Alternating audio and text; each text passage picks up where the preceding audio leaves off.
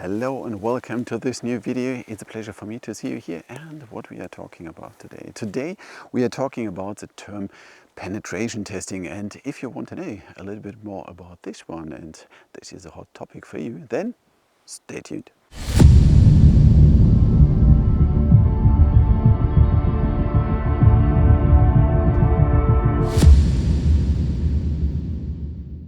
By the way, my name is Sven Ruppert. I'm from Germany and developer advocate for JFrog. And as you can see, I'm right now in the woods. I'm in the Swedish woods with my son. So the base camp is a little bit more like in this direction. I'm on a video recording trip around this, and I really would like to take you to these two journeys. One here in this area, and the second one is to the term penetration testing. By the way, if you're the first time on my channel, a big welcome from my side. And if you like this video, don't forget, give me a thumbs up and subscribe my channel as a small thank you to me. And it would be a big pleasure for me to see you as my new subscriber. So now, time to talk a little bit more about penetration testing. Okay, penetration testing. Penetration testing itself. So what is the target of it and what we're doing here? So a penetration test should it's an attack against a system to get access without being authorized. And this means that we try to get access to network infrastructure, dedicated services, whatever is part of this penetration testing. And we want to see what attack vector was positive, or what was useful, or what was be able to do to get unauthorized access to this one. You want to see what techniques and tools was helpful here. And the big misunderstanding here is that if the penetration testing was not successful, it doesn't mean that there is no security hole. So a penetration test is just to verify that existing or tested attack vectors are not possible against this dedicated system. What kind of system? A system could be a network router, it could be a network infrastructure in general, it could be a dedicated server, a service, it could be a combination of different services. So whatever it is, it's penetration testing itself is just the description, try to get unauthorized access to it, identify what was necessary, how to do it, and so on and so on. Okay, what should I test with this penetration test, or what is a target of this, or how should I select it? If you have infrastructure in a company, you have, for example, a web server that's public available and or accessible, public accessible via internet, and you have something like Word locally installed on a desktop used by someone inside the building. So the main thing is that you should test all the systems that have a higher risk to be attacked.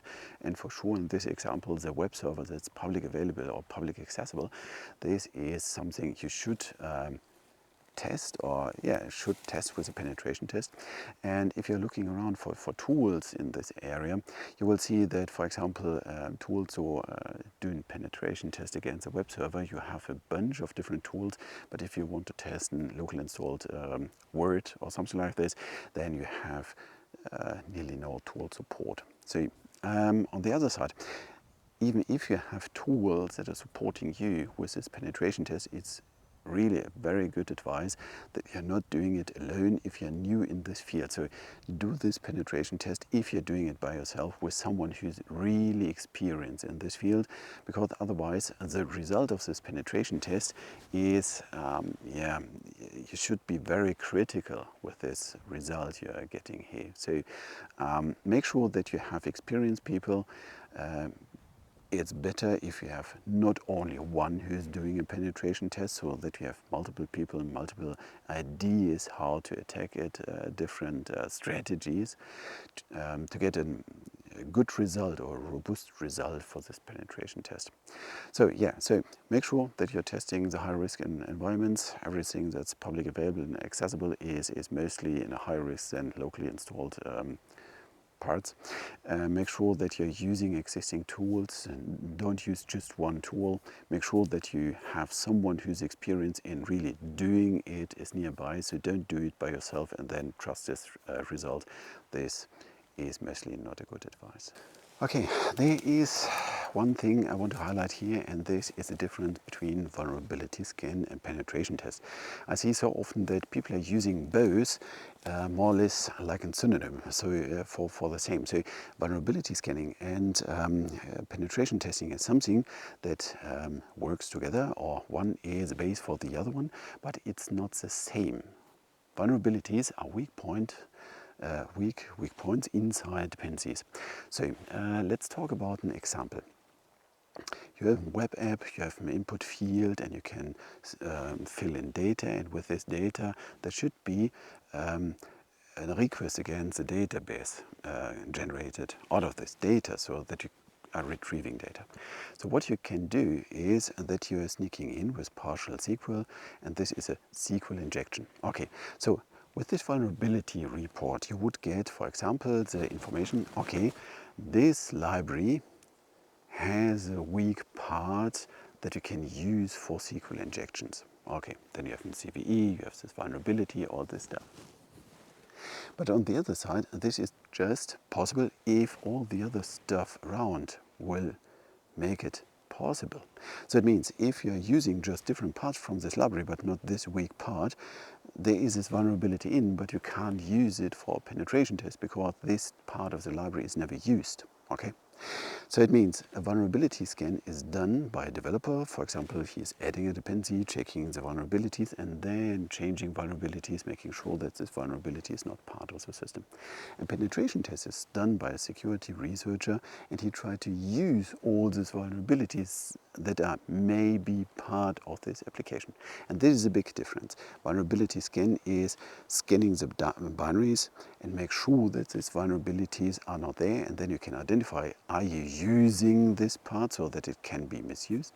On the other side, the penetration test is really try to use these vulnerabilities to get access to the system. So don't make this too worse, but quite often I see that it's done, and that's not good. Okay, so what's the result of this penetration test? The test is that it's now in this moment, with the knowledge you have, dedicated or special attack vectors you tested are not possible against this system.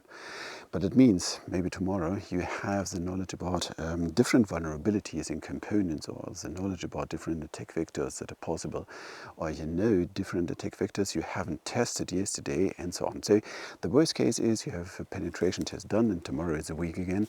But on the other side, you have not only the knowledge this attack vector is not possible against the system, but mostly you're identifying additional things like you need different skills inside this environment, or for this people that are working with this. You have bad processes that working against the security of the system, and so on. So in general, what you can say is that this penetration testing will bring light into the shadow in all these areas where human interaction or knowledge and all this stuff is part of the attack vector, and you will test with the current knowledge against the system, and then with this new behavior, this new knowledge, with these new skills inside this process, maybe you are making new vulnerabilities inaccessible. So you will have better or more hardened systems after penetration test because you're learning, but it doesn't mean that it's now safe forever. Okay, let's summarize and structure the results of a penetration test. So the result of a penetration test is, for example, the list of known vulnerabilities that are usable or accessible. So it means you have, as a result, a list of possible attack vectors you know with the current knowledge of vulnerabilities. The next result, what you will get out of penetration test, is the knowledge about misused software, or the software, how it is misused, what is leading to potential weak parts, not existing knowledge or behavior from the persons that are working with all this stuff. So you will have a list of things you really can train and change, and that is helpful for the next years of operation, because this is something that is more or less independent from the actual technical vulnerabilities. This is more or less something that is based on human misbehavior or not existing knowledge. Okay, the next result, what you will get out of this penetration test, is a whole increased security on technical as well as on operational level. So you have the secured processes, increased knowledge, remove technical vulnerabilities and all this stuff. So the result in itself is a higher secure environment, or higher secure environment in the global context, not only for this dedicated system, because you're increasing left and right around this system the security as well on organizational as well as technical level. And one result for sure is that if you're working with externals, you have a third party that is checking your system. You can generate out of it some documents you need for operational things or for the insurance or whatever. But in the end, you have external parties that are bringing knowledge in, best practices in to harm the system, and this you can change constantly, so that you have not only one external party, you have different external parties that are validating from different angles this system. So yes, the result is here that you are bringing knowledge from externals to your internals and harden your system in all these different ways to look at this system.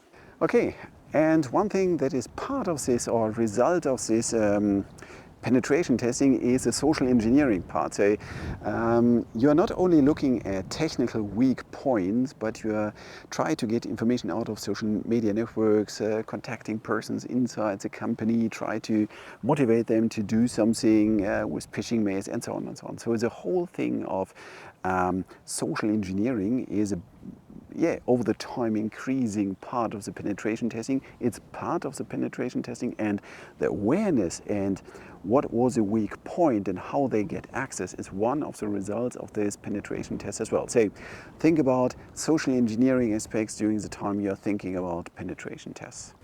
Okay, next question is how to organize or how to execute a penetration test.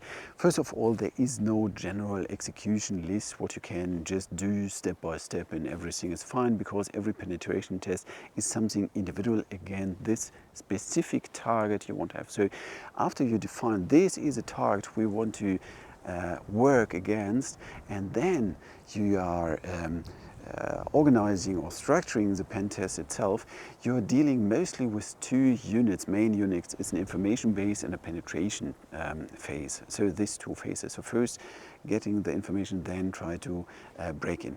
You can start with black box testing, going later to white box testing and so on, because the team that is attacking your system will learn from step to step more about the domain-specific things, about the special environmental things and so on. So in general, what I want to say is a penetration test is not a one-time shot. It's nothing generic. It's an individual thing for your environment with all the things that you have in mind, especially for this environment.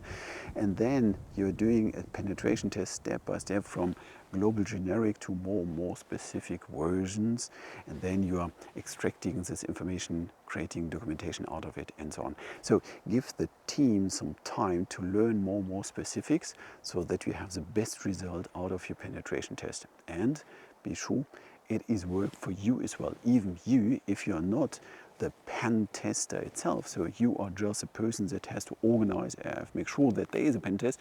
You are involved in defining the targets, creating the result overviews, learning by this, and formulate the next phase. And this is a good approach. So doing it step by step, so that you are getting the best result out of it. Okay. Let's talk about the different phases or different aspects of an execution of a pen test.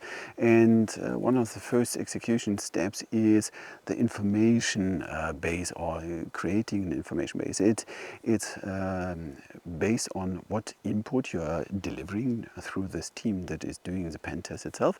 And it's done by the pen test team to collect information from this environment to get a better picture, try to get information from outside. And this is a base for the ongoing attack later. So it's a information gathering, so it is collecting information, building the information base is one of the important steps, because on this they will decide what are the best attack vectors, what is the next approach, and so on and so on. So information base is definitely one of the phases. Okay, the next thing you should decide is how aggressive a test should be, and you have the range from you can do everything but nobody should see it or feel it, and up to you can just destroy the system with denial of service in the middle of the main working hours and so on. So it's something in between you should define. So what is the amount of aggressiveness, and what kind of aggressiveness is allowed at this part, because this is more or less area in which the pen team, the pen test team, can work and can decide at what time, at what with what strategy, with what amount of resources they are doing this penetration test. So it's really important to decide how aggressive they can be, what's allowed, what's not allowed, so that they have clear boundaries. And on the other side, if everything is allowed, they will test definitely more than nothing is allowed. Please do it as smooth as possible. Yeah, so it's up to it's your decision, but the aggressiveness part, so how aggressive it should be, could be, this is something you have to decide with this pen test team together. One thing that's very important is the scope of this attack. So the pen test itself should be a scope, and it could be very narrow. It could be just this single environment or this single server or this API, nothing else. On the other side, you can have a very broad thing, so there is a whole infrastructure from all sides. Just try it. Okay, so both has pros and cons. So if you are focusing on one dedicated systems, then you will just if you're focusing on this one, then you have really isolated attacks. You have very specialized attacks. Again, this one based on the amount of time and resources you have. On the other side, if you have the whole infrastructure, you get a big picture. So where are the weak parts? What are the common ways in, and so on and so on. So both has pros and cons. It really depends on how you want to focus. But on the other side, have in mind that you can change the scope of this attack or this pen test over each iteration. So you can start broad, then you find a few weak parts, then you're focusing just on this weak parts, or reverse, you have whatever fits to your needs. But definition of scope is a very important thing. Okay, a pen test, you should have an idea what are the allowed methods, or what the method you want to use for this pen test. And here, two sides again. It could be a pen test that's just anonymous from outside. It could be a pen test that you're using this pen test team and declaring them, oh, these are your new colleague for this project, and they try to start this hack or this penetration test from inside, from local resources with local acceptance from colleagues or whatever. So if you read different analyses about where attacks are coming from, attacks from inside the company are not so rare. So a lot of attacks are really coming from inside the company, from the internal side, with internal knowledge, with some kind of privileges. So it's really an interesting angle to look at this penetration test, and make sure that you are focusing on one thing, from hacking from outside, hacking from the anonymous side, hacking from inside, hacking from other department, and so on and so on. So the method that's allowed, that is a very interesting thing, and yeah, think about it, declare it, and then analyze what this result will mean for you in your daily life. Okay. One thing that's important is, for example, the allowed technology. So what technologies you're using, and what is the amount of technology, or the resources, the capacity, and all this stuff. Why? So it's a difference if you want to protect yourself against random attacks from individuals that are working from home, from a dedicated internet connection with a laptop and all this stuff, or if you want to protect against governmental institutions or hacker groups or international structures and all this stuff. Why I'm saying this? So this video is recorded 2022 in July, and we have since a few months political environment or situation that is leading to something like small and medium business companies working for big companies or for governmental institutions and now attacked by another government. So the barrier is way higher. So if you have or if you want to protect against situations like this, you need other technologies or you need other weapons that are focusing on the infrastructure than just a regular PC with a dedicated amount of CPU cycles and a small internet bandwidth. So really have in mind what is the amount, what is the level of technology you want to be prepared against, and then you have to decide it and you have to allocate these resources. Executing pen tests, what you need is a starting point, and the starting point could be a date and time. So for example, you can say, okay, on the weekend at 12 o'clock you will start with this attack because then it's low priority time, we have no really action on our systems.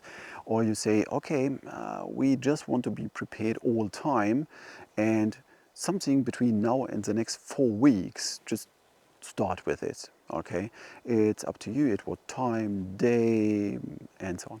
The same is, are you starting from external, internal, from internal networks, from a dedicated network segment, or just inside the company network, and so on.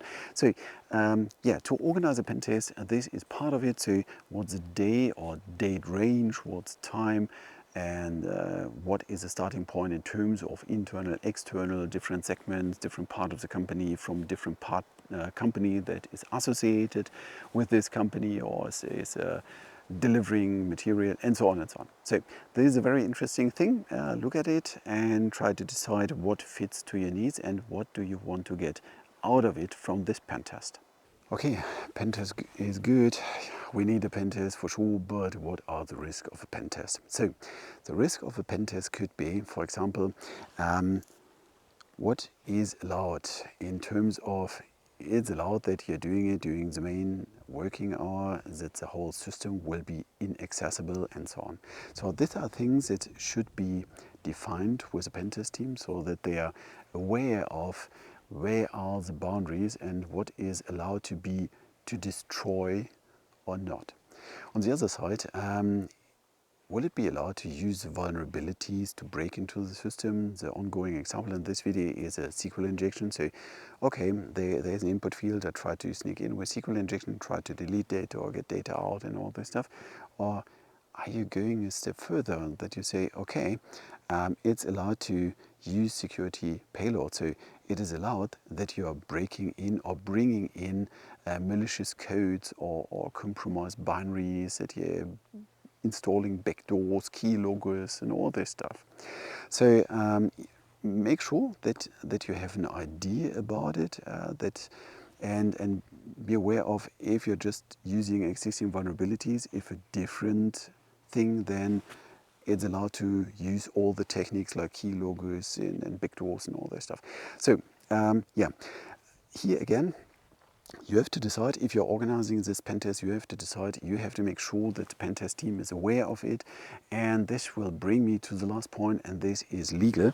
So legal is a good partner in this game, because as long as everything is running smooth, nobody will complain. But if something is going wrong, for example, you're deciding what is the barrier or the border, and they're just crossing it because they understood it wrong, or something is breaking, who's responsible, who's paying for the damage, and all this stuff. So it's always a good advice to have legal on board. And for people that are doing the pen test, it's mostly good to know what is the law where this server is, because in different countries we have really big difference in terms of what is allowed, what is called pen test, what's already called an hacker attack, and so on and so on. So legal should be in this team as well, and then make a round package out of it. So see what is allowed to be destroyed, how big can the impact can be for the ongoing company processes, whatever you want to test, and what's allowed, what tool set, and who's paying if something is going completely wrong. Okay, so far, I think, risk, these are more or less the risk groups of pen testing. Okay, this was a lot about penetration testing, but if you start to organize your own pen test once, you will see that there are so many details still there that you have to fulfill and have to do. And what I can mention here is that you're going through all these different topics. You're looking a little bit left and right from this, for example, for vulnerability scanning, and try to bring all these topics inside your production line. So if you're creating software, not only pen testing existing software, then try to bring security as early as possible inside your pipeline, train the people, talk with them, and vulnerability hunting, for example, if you're in software development, just start straight inside your IDE with vulnerability scanning, so that you're making sure that as less as possible vulnerabilities inside your production before you're doing a pen test and identifying all this stuff. But in general, pen test is a very useful tool. It's highly recommended doing it, and yeah, I hope you will do it, you will learn from it, and it will be a great experience, your first pen test. On the other side, what can you do as next? Well, you can subscribe my channel and give me a thumbs up if you like this video. And well, what I'm doing is next, well, I will go to this lake, will swim around, will be just lazy for the rest of the day and enjoy here the Swedish woods. And yeah, if you have other topics I should discuss, down in the comments with it. And it's, yeah, then let's start discussing over these comments with otherwise, if you want to be in contact with me, LinkedIn, Twitter, Facebook, all these social media platforms, good. Don't use email, this is a disaster. So that's it. I can say thank you for watching. Thank you for giving me a thumbs up and subscribing my channel. I hope you have a good rest of your day and stay safe, and see you.